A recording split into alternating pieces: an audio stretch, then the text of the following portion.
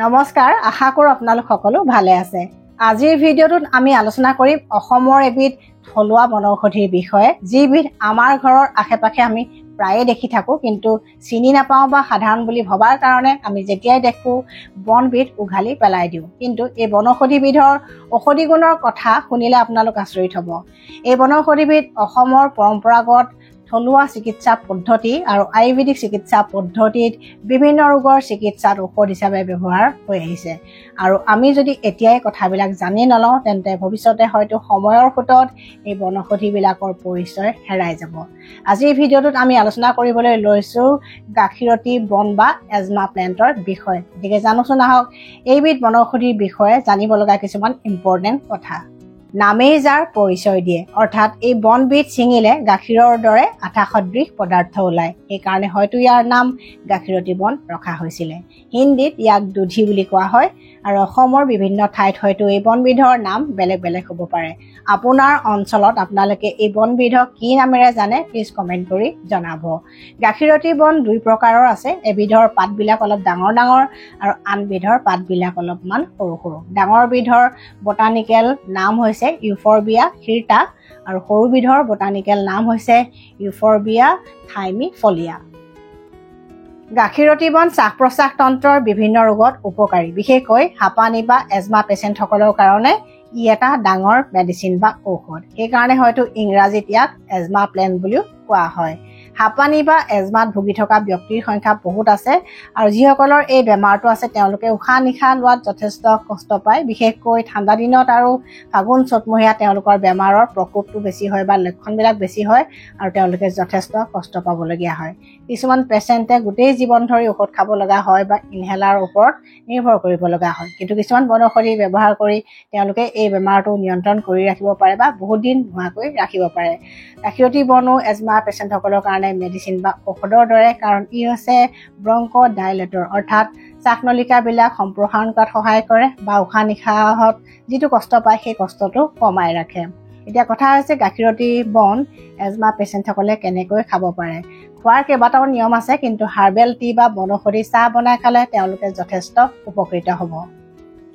4টা বা 5টা গাখীৰতী বনৰ আগ, 4টা বা 5টা তুলসীৰ আগ, 3টা জালুক একেলগে খুন্দি 2 কাপ পানীত 5 মিনিটমান উতলাই অলপমান ঠাণ্ডা হোৱাৰ পিছত চেকনিৰে চেকি বনৌষধি চাহ হিচাপে ৰাতিপুৱা আৰু সন্ধিয়া নিয়মীয়াকৈ খোৱাৰ অভ্যাস কৰক।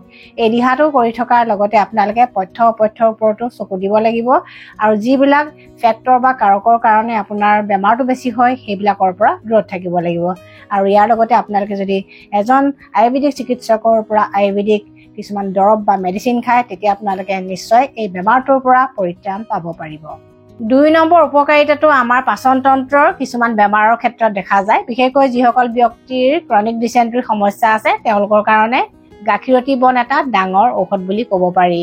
ক্ৰনিক ডিচেণ্ট্ৰিৰ সমস্যাত ভুগি থকা ব্যক্তিসকলৰ দিনটোত কেইবাবাৰো পায়খানা হয়, এবাৰতে খোলোচা নহয় আৰু পায়খানা কৰোঁতে কেতিয়াবা খাওঁ যায়, কেতিয়াবা তেজ যায়, পেটৰ বিষ হ'ব পাৰে আৰু খোৱা খাদ্যবোৰ ভালদৰে হজম নোহোৱা যেন হৈ থাকে। তেনেকুৱা ৰোগীসকলে গাখীৰতী বনৰ ৰস 1 চামুচ এগিলাচ পানীৰ লগত মিহলাই ৰাতিপুৱা আৰু আবেলি নিয়মীয়াকৈ কিছুদিন খাব পাৰে।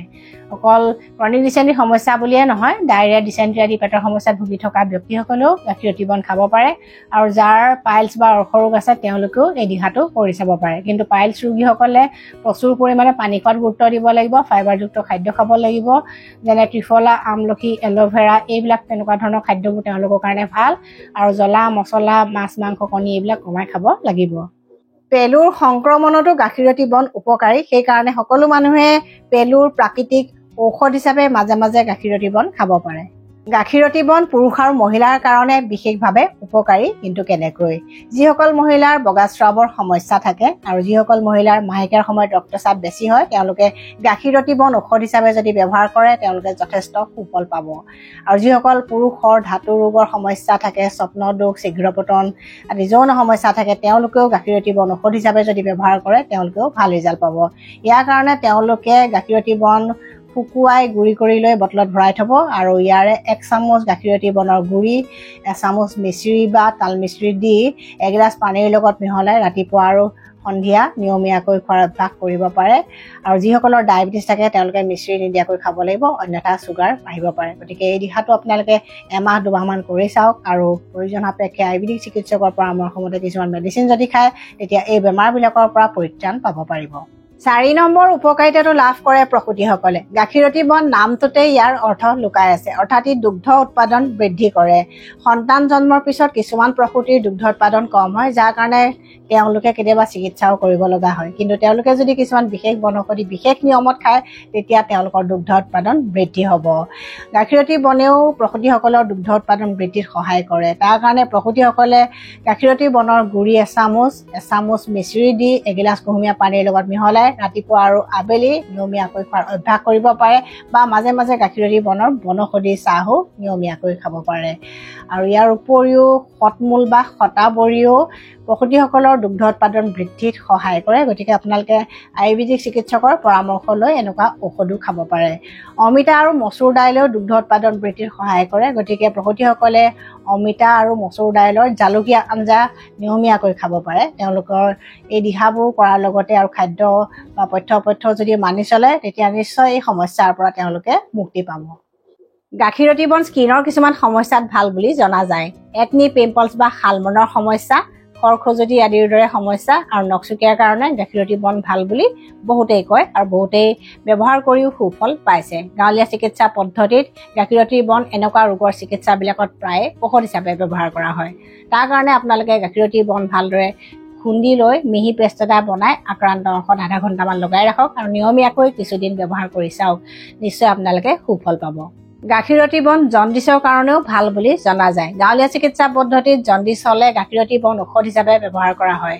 আৰু গাখীৰতী বন ঔষধ হিচাপে ব্যৱহাৰ কৰা এটা সহজ নিয়ম হৈছে ভুই আমলখি বা বন আমলখিৰ লগত 3-4টামান গাখীৰতী বনৰ আগ একেলগে খুন্দি হাৰ্বেল টি বা বনৌষধি চাহ হিচাপে দিনে এবাৰ বা দুবাৰ নিয়মীয়াকৈ খালে জণ্ডিছ ৰোগত যথেষ্ট সুফল পোৱা যায়। গাখীৰতী বন উচ্চ ৰক্তচাপ বা হাই ব্লাড প্ৰেছাৰৰ কাৰণেও উপকাৰী, অৰ্থাৎ যিসকলৰ এনেকুৱা সমস্যা আছে তেওঁলোকে গাখীৰতী বন ঔষধ হিচাপে ব্যৱহাৰ কৰি চাব পাৰে। তাৰ কাৰণে তেওঁলোকে গাখীৰতী বনৰ হাৰ্বেল টি বা বনৌষধি চাহ বনোৱাৰ যিটো পদ্ধতি মই ক'লোঁ সেই পদ্ধতিটো আপোনালোকে নিয়মীয়াকৈ কৰিব পাৰে, অৰ্থাৎ ডেইলি 1 কাপ বা 2 কাপ বনৌষধি চাহ খাব পাৰে। কিন্তু অকল এই দিহাটোৰ ওপৰতে নিৰ্ভৰশীল হৈ নাথাকিব, কাৰণ এই বেমাৰটো কণ্ট্ৰল কৰি ৰখাটোহে একমাত্ৰ উপায়। তাৰ কাৰণে কিছুমান খাদ্যই সহায় কৰে আৰু ইয়াৰ লগতে নিমখযুক্ত খাদ্য বা নিমখ কমাই খাব লাগিব আৰু নিয়মীয়াকৈ শাৰীৰিক পৰিশ্ৰম বা কিছুমান জীৱনশৈলীৰ পৰিৱৰ্তনো কৰিব লাগিব। আৰু তাৰ লগতে আপোনালোকে ডক্টৰে যদি মেডিচিন দিছে সেই মেডিচিনবিলাকো কেতিয়াও এৰি নিদিব। গতিকে এইখিনি কথা মানি চলিলে নিশ্চয় এই বেমাৰটোত আপোনালোকে যথেষ্ট সুফল পাব। দেহৰ যিকোনো অংশৰ পৰা হোৱা ৰক্তচাপ কম কৰাটো গাখীৰতী বনে সহায় কৰে। সেইকাৰণে যিসকলৰ নোজ ব্লিডিং বা এৱা ভগাৰ সমস্যা আছে তেওঁলোকে গাখীৰতী বন যদি ঔষধ হিচাপে ব্যৱহাৰ কৰে তেওঁলোকেও যথেষ্ট সুফল পাব। গাঁৱলীয়া লোকে প্ৰায়ে কয় যে গাখীৰতী বন এৱা ভগা ৰোগত উপকাৰী। তাৰ কাৰণে গাখীৰতী বনৰ গুৰি এচামুচ তাল মিশ্ৰি বা মিশ্ৰি দি এগিলাচ পানীৰ লগত মিহলাই নিয়মীয়াকৈ ৰাতিপুৱা আৰু আবেলি খাব পাৰে, তেতিয়া তেওঁলোকে যথেষ্ট সুফল পাব। কিন্তু অকল এই দিহাটোৰ ওপৰতে নিৰ্ভৰশীল নহ'ব, মই বাৰে বাৰে কওঁ, কাৰণ দিহাবিলাকে সাময়িকভাৱে সকাহ দিব, তাৰ লগতে সঠিক চিকিৎসাও দৰকাৰ। মুখৰ ভিতৰত হোৱা ঘাঁ বা মাউথ আলচাৰৰ কাৰণেও গাখীৰতী বন ভাল বুলি বহু লোকে কয়।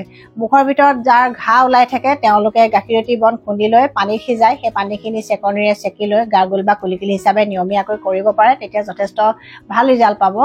আৰু মুখৰ ভিতৰত হোৱা ঘাঁৰ কাৰণ বহুত থাকে, কেতিয়াবা পেটৰ প্ৰব্লেমৰ কাৰণে হয়, কেতিয়াবা হৰমনৰ ইম্বেলেঞ্চৰ কাৰণে হয়, কেতিয়াবা ডেফিচিয়েঞ্চিৰ কাৰণে হয়। গতিকে এই দিহাবোৰ কৰি থকাৰ লগতে সেই কাৰণবিলাক দূৰ কৰাৰ চেষ্টাও কৰিব লাগিব। আৰু গাখীৰতী বনে প্লেটলেট কাউণ্ট বঢ়ায় বুলি বহুতে কয় আৰু ডেংগু মেলেৰিয়া আদি হ'লে কেতিয়াবা প্লেটলেট কাউণ্ট কমে। তেওঁলোকে গাখীৰতী বনৰ বনৌষধি চাহ নিয়মীয়াকৈ খাব পাৰে। এই ঔষধবিলাক আচলতে আমি নিয়মীয়াকৈ খাব পাৰোঁ বা মাজে মাজে খাব পাৰোঁ। বিশেষ বেমাৰ নহ'লেও কেতিয়াবা খালে একো আপত্তি নাই, কিন্তু বেছি পৰিমাণত কোনো বস্তুৱে খাব নালাগে, কাৰণ বেছি পৰিমাণত খালে কেতিয়াবা ছাইড ইফেক্ট হোৱাৰ সম্ভাৱনা থাকে আৰু কিছুমানৰ এলাৰ্জিও হ'ব পাৰে। গতিকে যাক নেমানে তেওঁলোকে ব্যৱহাৰ নকৰিব আৰু যাক মানে তেওঁলোকে ব্যৱহাৰ কৰিব, কিন্তু কম মাত্ৰাত প্ৰথমতে ব্যৱহাৰ কৰি চাব। যদি আপোনালোকে আজিৰ ভিডিঅ'টো চাই ভাল পাইছে প্লিজ কমেণ্ট কৰিব আৰু নতুন ভিউৱাৰ্ছসকলে মোৰ চেনেলটো ছাবস্ক্ৰাইব কৰিবলৈ নাপাহৰিব আৰু চেনেলটো শ্বেয়াৰো কৰিব। Stay healthy, stay happy.